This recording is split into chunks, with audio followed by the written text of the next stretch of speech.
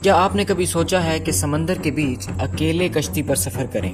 کیا آپ واقعی ایسا کرنا چاہیں گے؟ زیادہ تر لوگوں کو یہ ایک دلچسپ یا سکون دینے والا تجربہ لگ سکتا ہے، خوبصورت دھوپ، نمکین ہوا، سکون بھرا وقت، لیکن حقیقت یہ ہے کہ سفر ایک اور بات ہے، اور کھلے سمندر میں اکیلے پھنس جانا بالکل الگ بات ہے۔ ایسی صورت میں زندہ بچنے کے امکانات بہت کم ہوتے ہیں، اور اس بات کو سب سے بہتر وہی سمجھ سکتا ہے جس نے اسے اپنی آنکھوں سے دیکھا ہو۔ میں بات کر رہا ہوں ایک شخص اسٹیون کالہان کی۔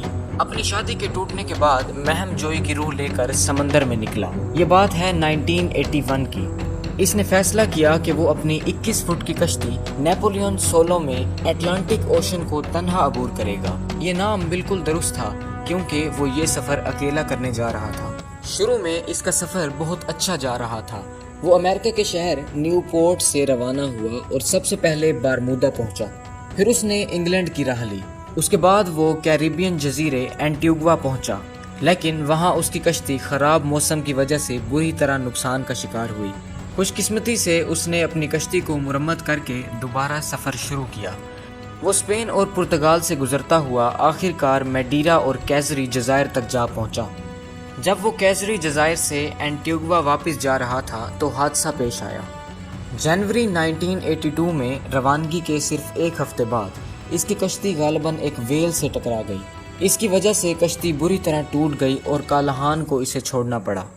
وقت بہت کم تھا، اس نے جلدی سے لائف بوٹ تیار کی اور ضروری سامان اکٹھا کرنے لگا۔ وہ بار بار ڈوبتی کشتی میں واپس جاتا اور اندھیرے میں ہاتھوں سے سامان ڈھونڈتا۔ سوچیں، چند لمحوں میں فیصلہ کرنا ہو کہ کون سا سامان آپ کی زندگی بچا سکتا ہے، اور یہ سب ایسے جیسے آنکھوں پر پٹی بندھی ہو۔ ایسے وقت میں خوف اور گھبراہٹ قدرتی ہے، مگر بچنے کے لیے مضبوط رہنا ضروری ہے۔ کھانے کے لیے اس کے پاس مونگ پھلی، کشمش، انڈے اور گوشت کے ڈبے اور صرف 8 بوتلیں پانی موجود تھا، لیکن یہ سب صرف 2.5 ہفتے کے لیے کافی تھا۔ اب وہ بالکل اکیلا تھا، کیزری جزائر سے 800 میل دور، سمندر کے بیچ ایک اکیلی چھوٹی کشتی پر موجود۔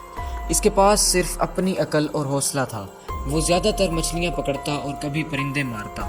پکانے کا کوئی طریقہ نہیں تھا، اس لیے سب کچھ کچا کھانا پڑا۔ جو واٹر پیوریفائر تھا وہ ناکام نکلا۔ اس نے بارش کا پانی اکٹھا کرنے کے لیے غبارہ اور پلاسٹک کے پردے استعمال کیے۔ اسے روزانہ بس 20 اونس پانی ملتا، جو بامشکل زندہ رکھنے کے لیے کافی تھا۔ اس نے پرانے طریقوں سے ستاروں کو دیکھ کر سمت کا اندازہ لگایا اور اپنی کشتی کو ویسٹ انڈیوز کی طرف موڑنے کی کوشش کی۔ ہفتوں گزر گئے، ایک اکیلی کشتی جو اٹلانٹک اوشن میں صرف نقطہ برابر نظر آتی تھی۔ ہفتوں کے بعد اس کی کشتی کے نیچے بارنیکلز اگنے لگے، جنہوں نے مچھلیوں کو اپنی طرف کھینچا۔ یہی مچھلیاں شارک کو بھی لائیں، جو ہمیشہ اس کے ارد گرد گھومتی رہتی۔ ایک بار مچھلی نے کشتی میں سوراخ کر دیا۔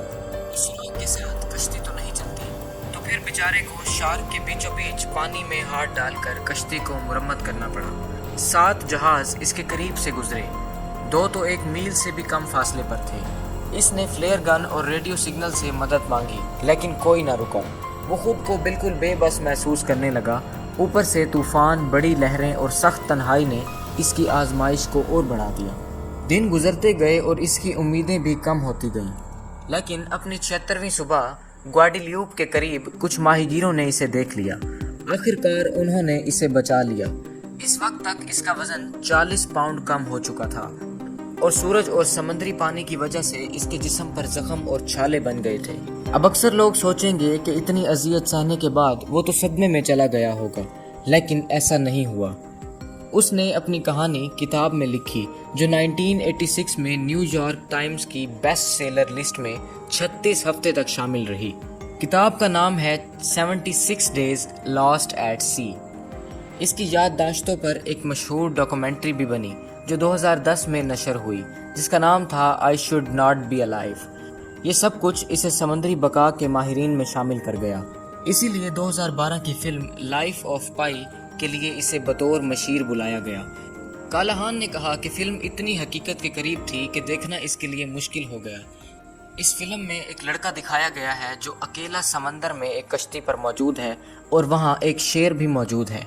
بہرحال خوش قسمتی سے اصل زندگی میں اسے شیر کا سامنا نہیں کرنا پڑا۔ بحالی کے بعد اس نے ایک نئی لائف رافٹ ڈیزائن کی جسے اس نے دی کام کا نام دیا۔ یہ ایسی کشتی تھی جس میں سایہ دار چھت اور بارش کا پانی جمع کرنے کا انتظام تھا تاکہ آئندہ اگر کوئی ایسے حالات میں پھنسے تو اس کا سفر کچھ آسان ہو۔ آج بطور مصنف اور انجینئر سٹیون کالہان ایک منفرد شخصیت مانے جاتے ہیں۔ 76 دن کے اس کٹھن سفر میں اس نے صرف اپنی ہمت اور ذہانیت سے زندگی بچائی۔ آپ کا کیا خیال ہے؟ کیا آپ 76 دن اکیلے سمندر میں زندہ رہ سکتے ہیں؟ کمنٹس میں اپنی رائے ضرور بتائیے۔ اگر اس طرح کی مسٹری ویڈیوز اور ڈاکومنٹریز دیکھنا چاہتے ہیں تو ابھی چینل وزٹ کریں اور ویڈیو کو لائک، شیئر اور چینل کو سبسکرائب کر دیں۔ اگلی بار پھر ملیں گے۔ خدا حافظ۔